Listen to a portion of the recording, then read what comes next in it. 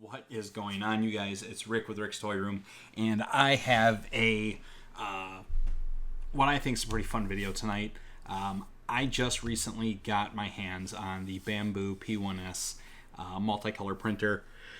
Well, dude, it's 1 o'clock in the morning right now. The printer itself is multicolor compatible, and then I purchased the AMS, which allows for filament swap and printing colors, multiple colors into a single print. So what I decided as my very first test of this printer, we were going to do a really cool display. So check this out. So Treasure Hunt logo there, Treasure Hunt in there, our Hot Wheels logo. Now there are some imperfections, and the reason for it is the print time on this build was close to 27 hours for one half of the print. So I dropped the quality down immensely with all the filament swaps for the top half. I got it to about 6 hours.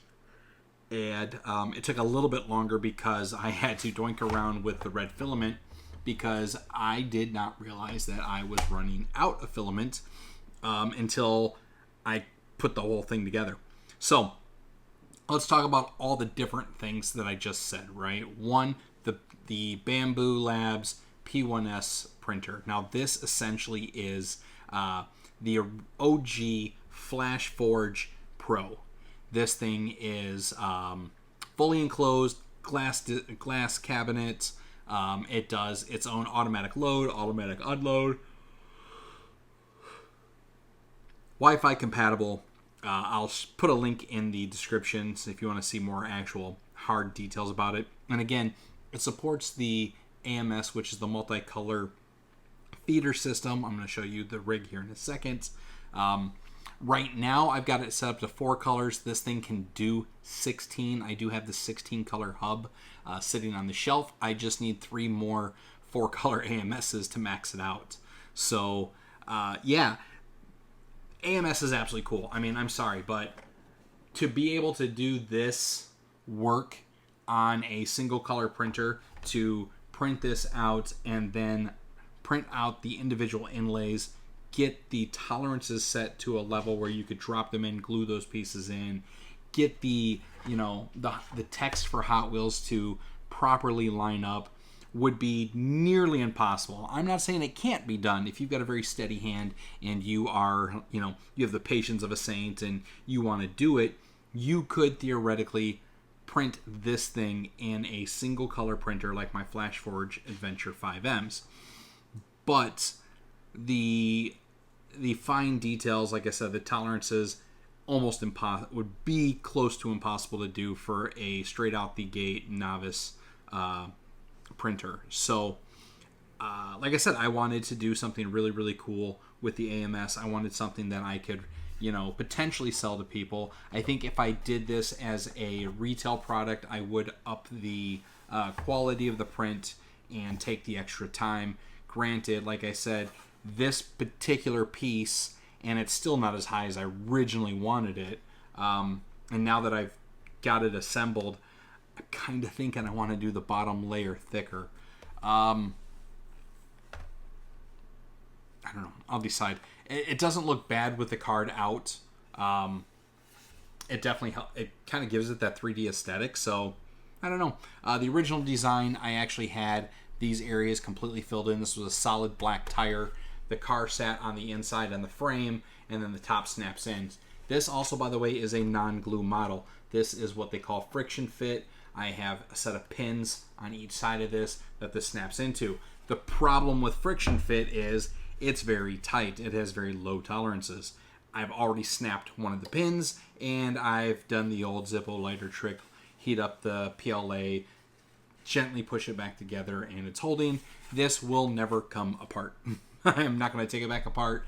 I'm thinking, though, now that I put the Batmobile treasure hunt in here, and I was thinking, like, what would be a really good treasure hunt to go in here? Honestly, a 95 or 96 would be phenomenal for a display of this caliber. But I was also thinking I could actually make these with the Bat logos in them. So I could, make the display for your favorite Batmobile, put it in there. I'm going to switch the color of this to gold to make the Super Hunt. And then I'll see what other designs I can put on here. You could do Jeep, Chevy, Ford. You can put your favorite Ford in here. I need to look at what the filament cost on this particular device was. I can tell you the first time I did it, I did the bottom base as thick as the top base. I also did not realize I had it on these super fine, high quality print settings. It took 27 hours to print that bottom half. That was brutal. And it took a significant amount of filament. I think just the single color for the bottom at the 0.02 fine was roughly 350 grams of filament, and a roll only has 1,000. So it was a 1/3 of the roll just to the bottom. If I'd have kept the settings, you're probably looking at the other 2/4 of the roll at the high quality. So I'm going to print a few more of these and some different quality settings to see what I like the best.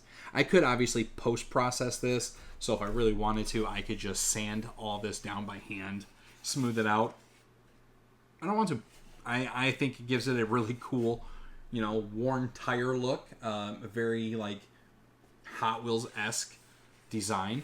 I did the tread for the tire. Originally, like I said, the bottom and the top were the same depth, and so these treads actually were completely mirrored. But that's the model. I did want to talk about the multicolor. So the filament usage on this, grand total was 160 grams. So 1/5 a roll, basically, 1/5 for this part, plus probably another 150. So let's say 300 grams. So 1/5 of a roll, 1/3 of a roll for the model itself. So not terrible in print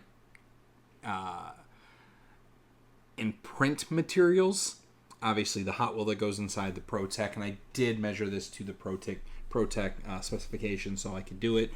Another thing I may do is I may change the inlay so that the car doesn't shake as much. I do think having a little bit of play in here would protect this in the event of a fall. So maybe I won't tweak that.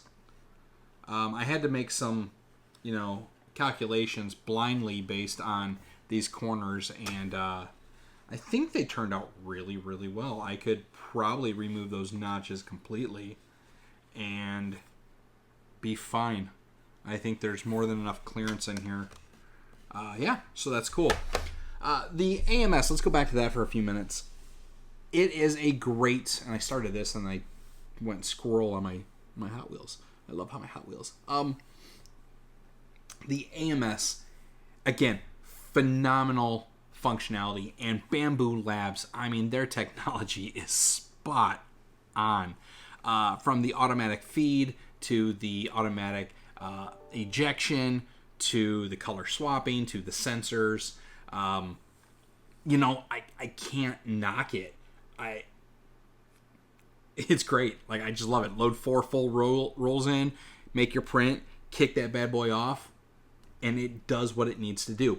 There are a lot, I shouldn't say a lot, but there are a handful of things about an AMS, however, that compared to a single color printer, that I don't want to necessarily say are nuances, but are things that you have to know and understand.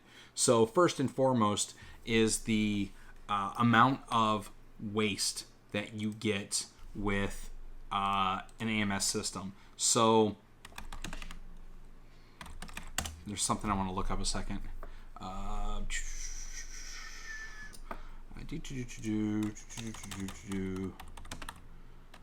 Sorry, I wanted to make sure I get this right. So, of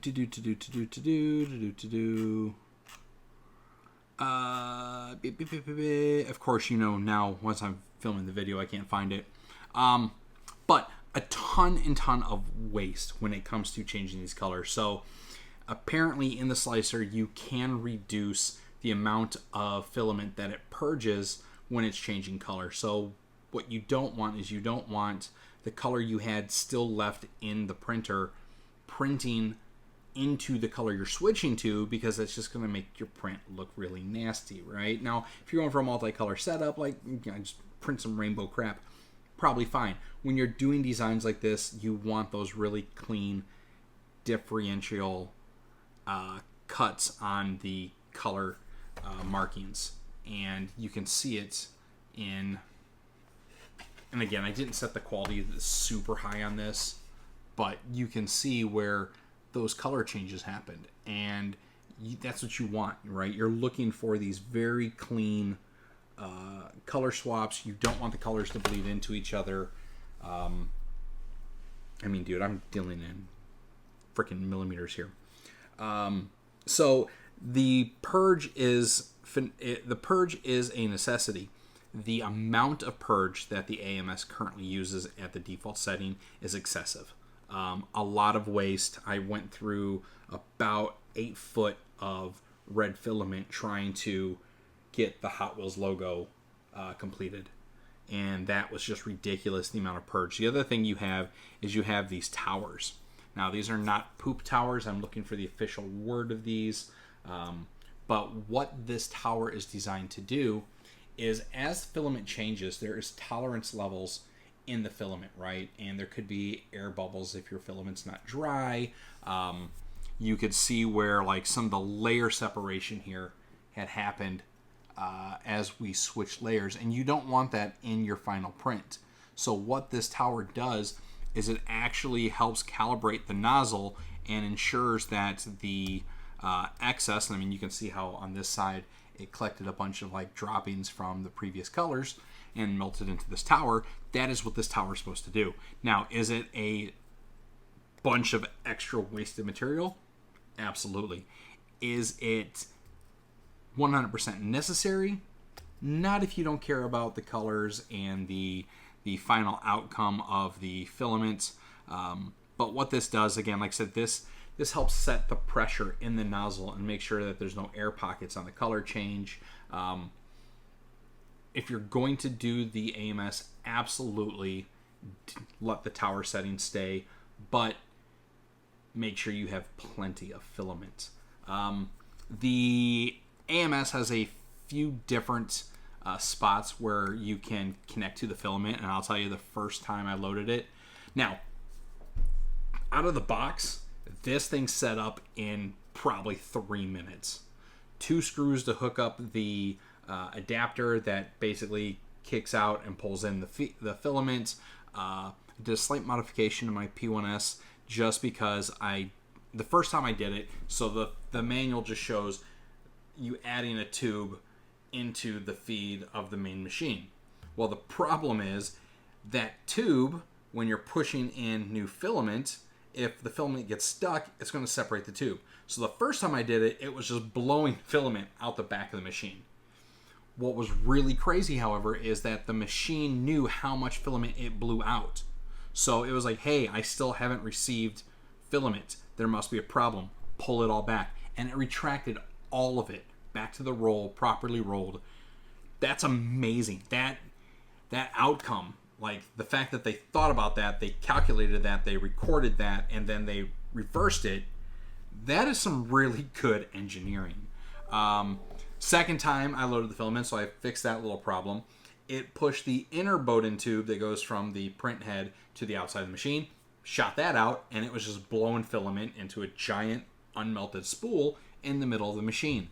Again, the engineering of this machine, it was like, yo, I know how much I threw out, there must be a problem, pull it all back, throw an error code, let somebody come look at it. It was sweet. I didn't have to re-roll anything, I didn't have to mess with it. The machine was just like, nope, messed up, pull it back, done. So that was really cool.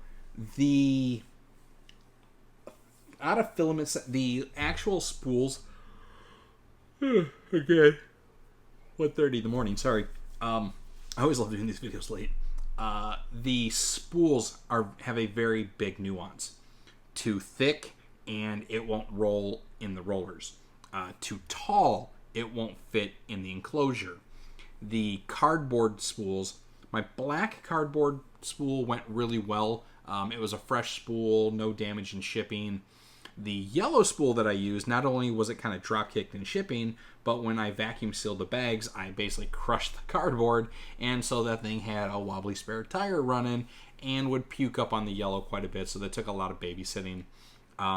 The machine or bamboo actually ships you 4 reusable spools, so the spools will actually twist and interlock, separate. You can put a full 1 kilogram recycled, or it's not really recycled, but it's like spoolless filament onto the spool, lock it into place, off to the races. That's actually really cool, and to be honest, it does save money for them. It saves money when I buy the filament, so I think I'm going to switch straight to bamboo filament directly for this machine, so I can buy it loose, just hook it up to the reusable spools that they give me. A few other problems with the AMS is that the spools, once they get down to those last few windings, they tend to bounce around a lot and get pulled out in the machine, make a little bit of noise, bang around. If the roll has the end of the spool basically attached into it, it's just going to bang the living crap out of your cover and the machine. The other problem is if it doesn't have that attachment, when it goes to feed back, the inner filament basically loose, starts flapping around, it doesn't get traction, and the machine can't backfeed. So then it throws an error. So there are some absolute nuances and things you have to look at, or at least you have to watch on the AMS.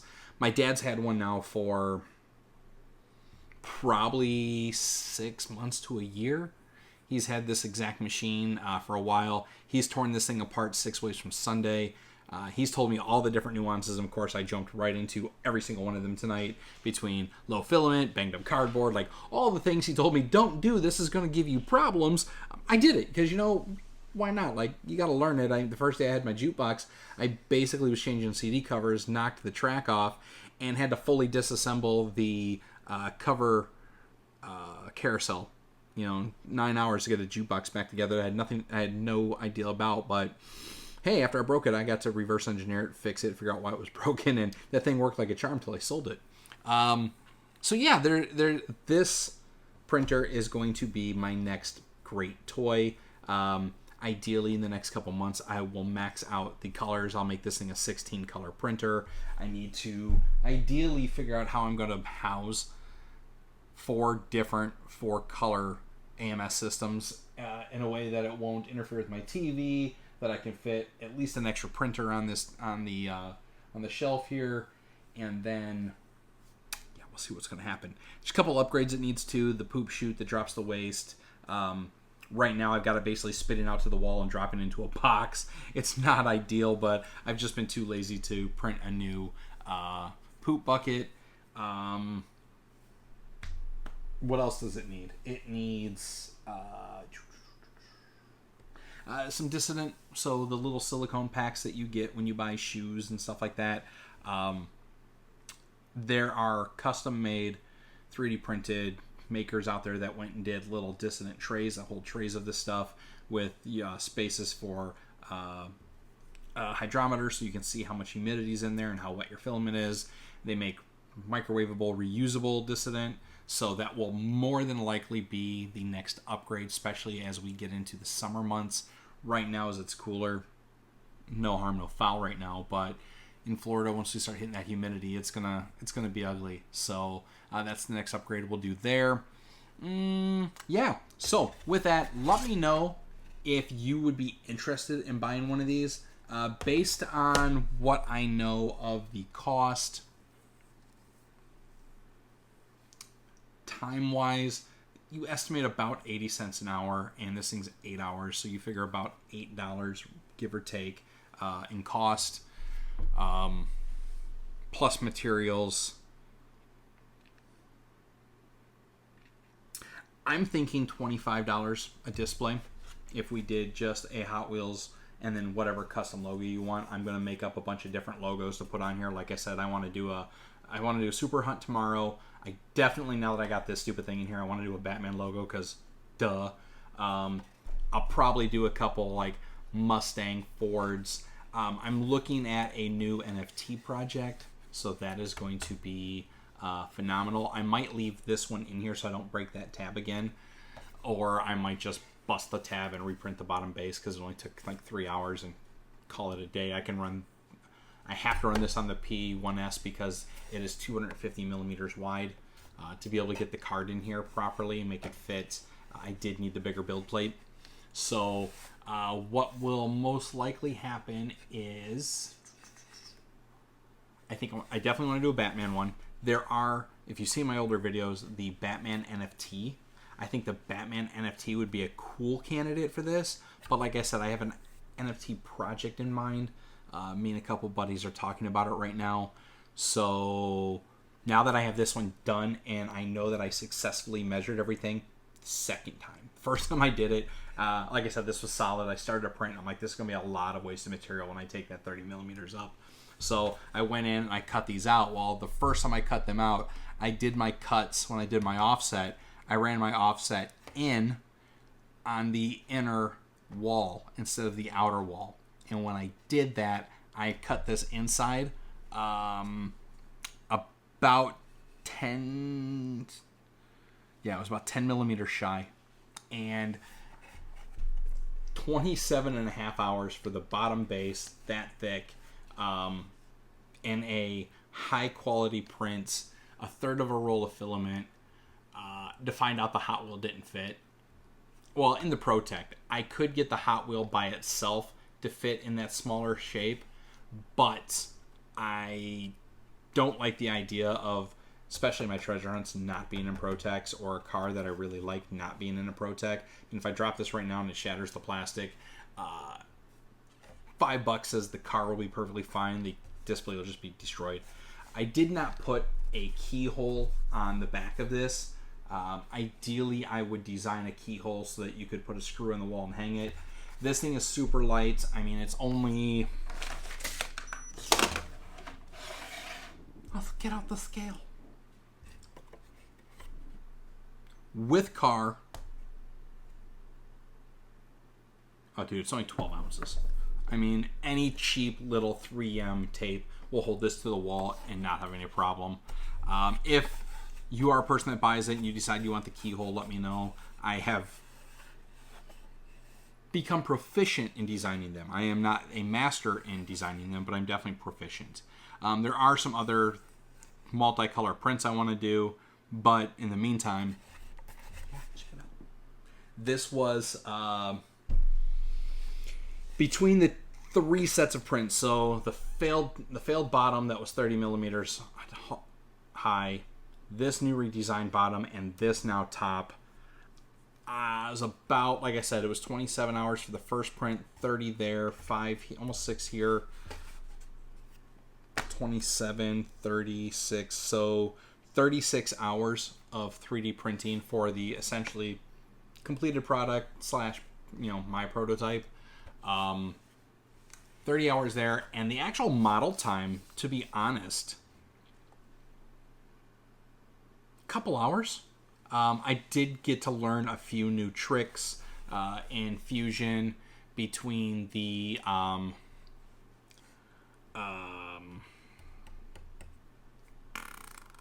pattern.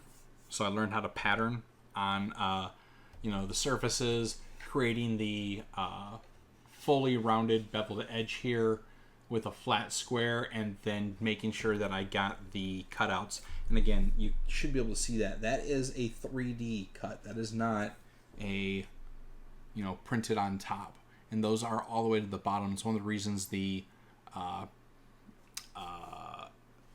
of color swaps was such a pain in the neck, because at about layer 80, it started doing color swaps, and that's where this thing started taking the significant amount of time. I blew through about 36% of this print before we hit the first color swap, and once we hit that first layer of color swap, it was a wrap. So, yeah. I mean, and of course, it kind of has that Mario Kart steering wheel feeling. Everything about this design, I'm really, really geeked about. Super excited. I love it. I think I came up with a really cool idea here. I don't know. If you like it, let me know. If you are interested in me printing these for you, like I said, I'm probably going to shoot for $25 for the prints.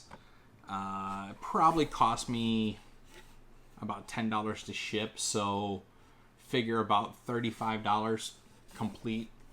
I will ship it in 2 pieces so that when you get it, you put your first car in, you connect it, it's going to be good, and you won't break a tab and need to super glue it. I don't like super gluing my prints. I don't like post processing, right? Like, I'm lazy as all get out when it comes to that. I mean, look at my videos.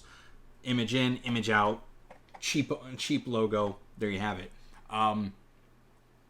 Yeah, so I don't like post processing. I'm not going to post process. I may do another 30-hour top to see how it looks in the high detail, just to see what it'll do, and then yeah, that's it. So figure $35 shipped if you want one. We can do treasure hunt, super hunt, and if and when later this week I pull the master file up and tweak the bat logo, the bat wing, and the man, I think the Chevy logo will be easy to do. Ford's gonna have a lot of details. I don't know. I mean, I got away with that one. I don't know. Let me know what logos you'd want to see and what you'd put in, what kind of car or what car you'd put in this display so we know what to do. Now, obviously, the other option is you can do this without logo. So if you just like, hey, I want a Hot Wheels wheel that my car sits in and sticks to my wall, and they're not treasure hunts, they're not super hunts, they're not NFTs, they're not, any particular brand, it's just your favorite Hot Wheel, we can do that too. I mean, it's not gonna change the filament cost. It's still gonna cost roughly the same. This was only a few grams of filament, so it's not gonna be that big of a deal. Yeah, let me know. Thanks as always, guys, for watching the video, staying up with me, and dealing with my yawning, because now it's almost 2 o'clock in the morning. I have to be to work at 9 a.m. tomorrow, so that means I'm up at 6. I've got a dip, but you know the drill. Like, share, follow, and we will talk to you guys next time. Can't wait to see the comments, and we'll be back.